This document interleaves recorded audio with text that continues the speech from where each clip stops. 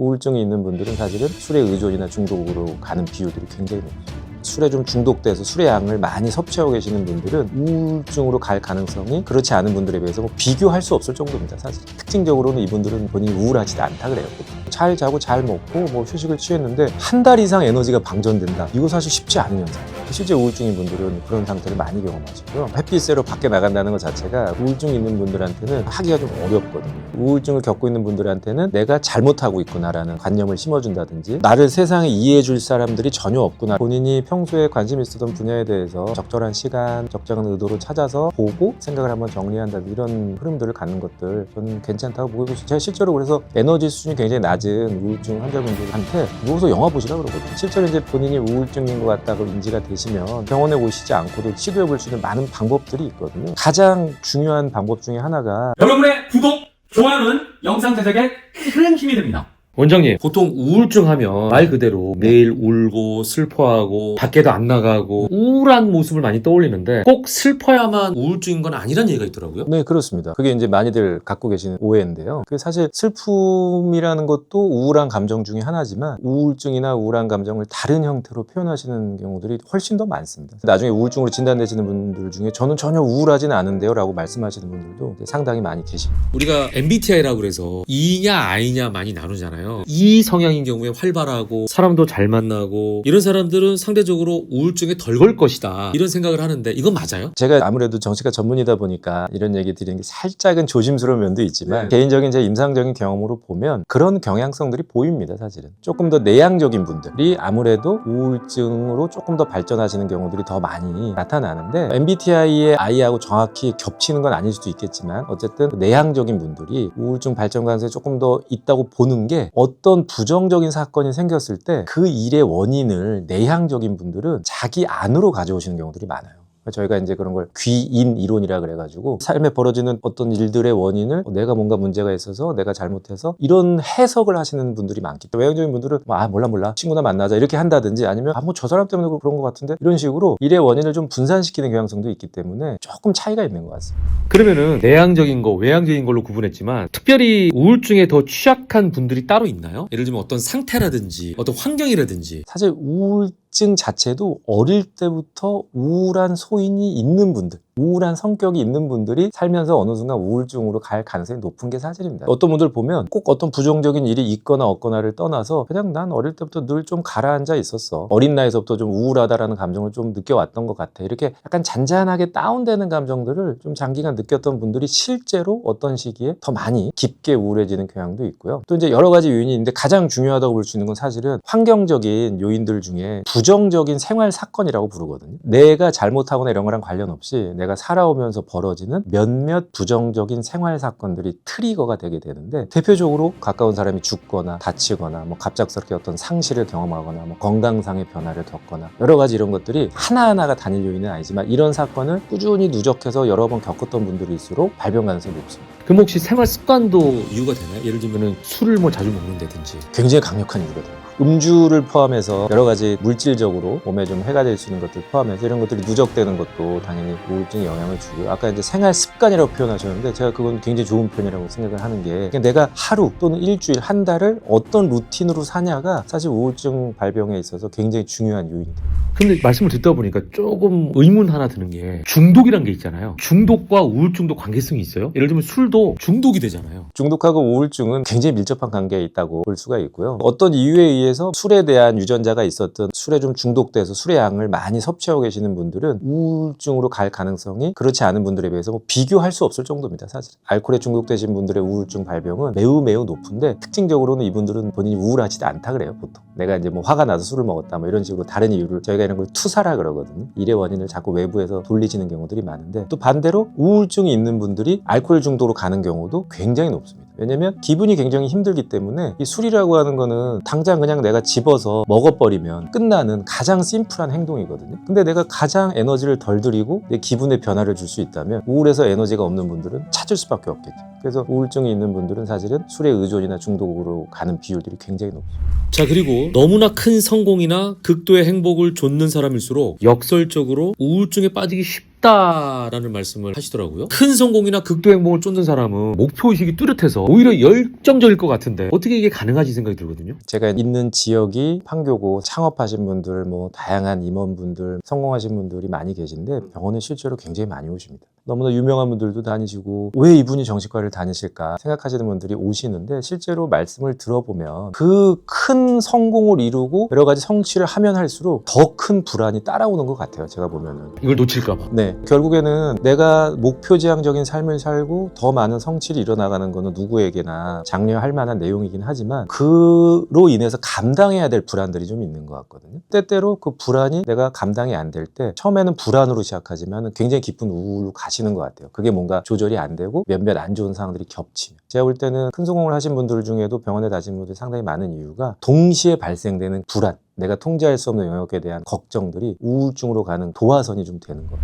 내가 우울증인지 알면은 도움이 될 것 같아요. 그러면 우울하지 않은 우울증 증상, 구체적으로 어떤 것들이 나타날 때 내가 우울증이구나 의심해 볼 수 있을까요? 우울증에 해당하는 다른 동반 증상들을 좀 생각하시면 되는데요. 꼭 우울하다 이런 게 아니어도 사실 가장 대표적인 거는 에너지가 떨어지는 현상이에요. 무기력함. 무기력감인데 무기력감이나 에너지가 떨어지는 거는 누구나 느끼실 수 있는데 이게 차이가 뭐냐면 많이 자거나 많이 휴식을 취해도 회복이 되지 않습니다. 우울증으로 인한 무기력감은 많이 자도 피곤한 건 마찬가지고요. 그래서 잘 회복되지 않는, 그러니까 에너지가 뭔가 방전돼 있는 상태, 계속 지속이 된다. 보통 계속 지속된다의 기준은 2주 내지 한 달 이상이에요. 저희가 하루 이틀 정도 피로감을 느낄 수는 있는데 잘 자고 잘 먹고 뭐 휴식을 취했는데 한 달 이상 에너지가 방전된다. 이거 사실 쉽지 않은 현상이거든요. 실제 우울증인 분들은 그런 상태를 많이 경험하시고요. 또 하나는 에너지의 저하 말고도 많이 오시는 것 중에 하나가 이제 저희 지역 같은 경우는 실제로 액티브하게 일을 하시는 분들이니까 퍼포먼스가 떨어집니다. 집중력도 많이 떨어지고 단기적 기억력. 내가 지금 뭐 하려고 하다가 자꾸 까먹고 나 뭐 하려고 그랬지? 최근 일에 대해서 까먹는 현상들이 벌어지거든요. 인지 기능이 평소 같지 않게 느껴지는 것도 굉장히 중요한 이제 우울증의 하나의 지표가 되죠. 생리적인 증상들 중에는 가장 중요한 게 세 가지거든요.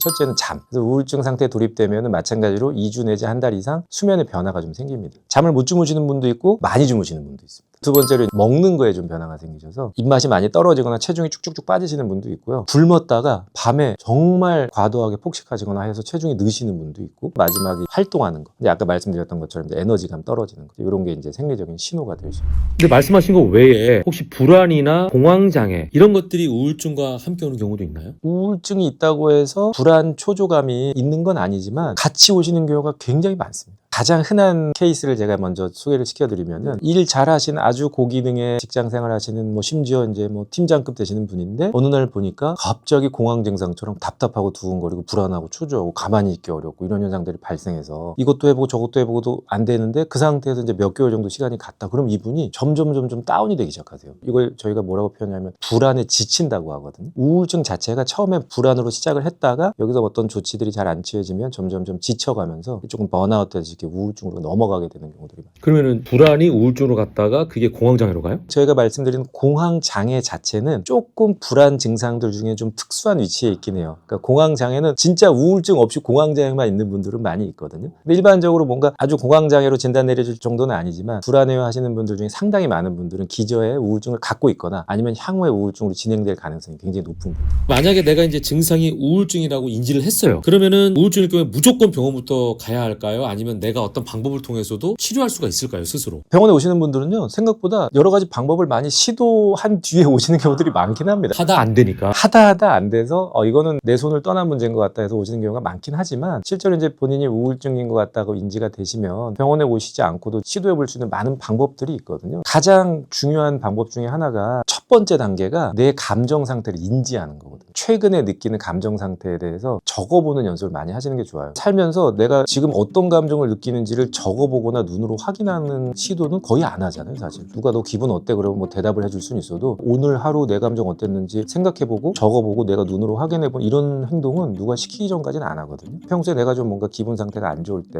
하루 끝날 때쯤 내 오늘 주로 어떤 기분 상태로 지냈는지 내 감정 상태에 대해서 명확히 해보는 게 그게 항상 첫 번째 단계거든요. 그러면 일기 쓰는 것도 괜찮겠네요? 굉장히 도움이 많이 됩니다. 보통 감정 상태를 적고 이 감정을 주로 느꼈던 상황을 적고 그 다음에 이 감정에서 같이 동반됐던 저희가 자동적인 생각들이라 그러는데 자동적인 생각들도 좀 적어보고 하는 거 자체가 내가 내면적으로 갖고 있는 불편감들을 이렇게 시각화시키는 작업들이거든요. 이게 이제 첫 단계로 진행이 되는 게 이것만 해도 좋아지시는 분들이 있거든요. 내가 했던 것들을 객관적으로 볼 수 있는 상황. 보면서 아 내가 이런 감정, 이런 상황, 이런 생각들 흐름 안에 있구나. 이걸 알게 되시면은 큰 노력을 안 하셔도 아 그러면 내가 이렇게 해봐야 되겠다. 또는 이런 생각들은 조금 내려놔야 되겠다. 이걸 보실 수가 있는 경우들이 많아서 그게 이제 제일 처음 시도하실 수 있는 방법.